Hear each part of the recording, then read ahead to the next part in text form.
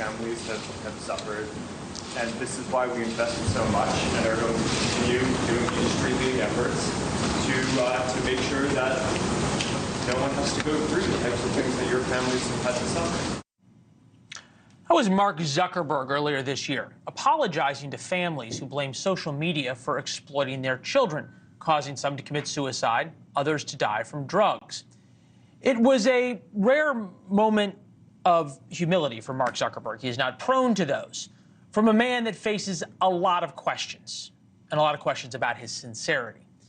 There's a new report about an investigation to how Facebook and Meta and Instagram deal with situations that are dangerous to kids. The Wall Street Journal says a federal investigation is underway looking into how Meta facilitates drug sales and even profited from them. Stand by for the lawsuits, like the suit against Snapchat.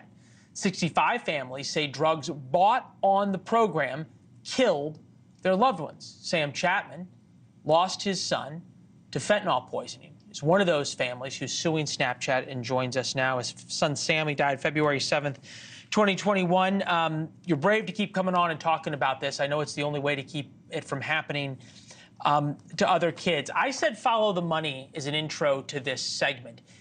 There's a difference between not stopping these kinds of drug deals and advertisements on your platform to making money off of them. How do we get to the point of knowing that these platforms are making money off of it?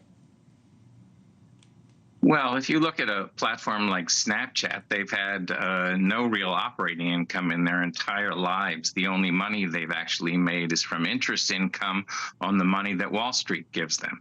And they get rewarded every quarter for the number of users that they announce. And so anything that brings down that number of users knocks down their stock price. And that's the money equation for them.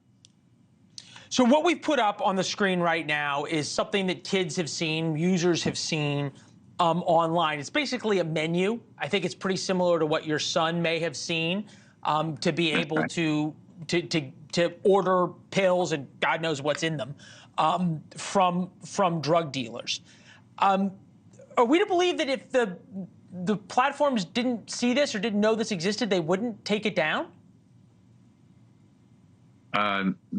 What they do now is they put up a fentanyl warning, and different platforms have different rules about it. With Snapchat, for instance, the snaps disappear, so there's nothing to take down. It pops up and it goes away unless you do a screen grab. And wow. You know, the drug emojis, the different ways they communicate, it's hard to keep up with that. And there's software out there that parents can use.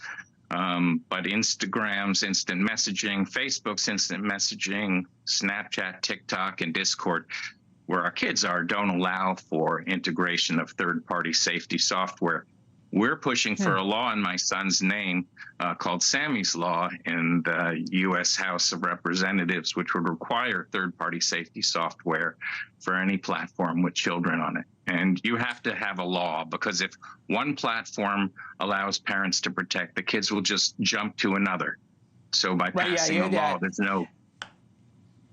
Look, 112,000 people died of overdoses. More than half of those are from fentanyl. And I take the point that is made that these aren't really overdoses, because a lot of people don't even know, and I'm sure your son didn't know he was getting fentanyl. You think you're getting a Xanax or a Percocet or an Oxycontin or something you've heard about from one of your friends, and then it has fentanyl in it because that's what hooks people. The point, though, still is the same. At what point is it parents' responsibility versus the responsibility of these social media companies to be the one to police their children? Right. We're looking for visibility into the platforms so that we can police the children. It's impossible to police something that snaps up for a moment and then disappears. And that's the whole theory behind Snapchat. It started as Peekaboo, which was a sexting app, and they realized that they had mostly teens on it and changed the name to Snapchat. And now it's the dark web for kids. Mr. Chapman, I'm grateful for you joining us. As I said, without someone like you speaking up in Sammy's memory and keeping that alive, there's going to be a lot more parents who are in your position, and because of your work, there will be parents who probably don't even know it, that their kids are alive because of you. Thanks for watching. Go to joinnn.com to find NewsNation on your television provider.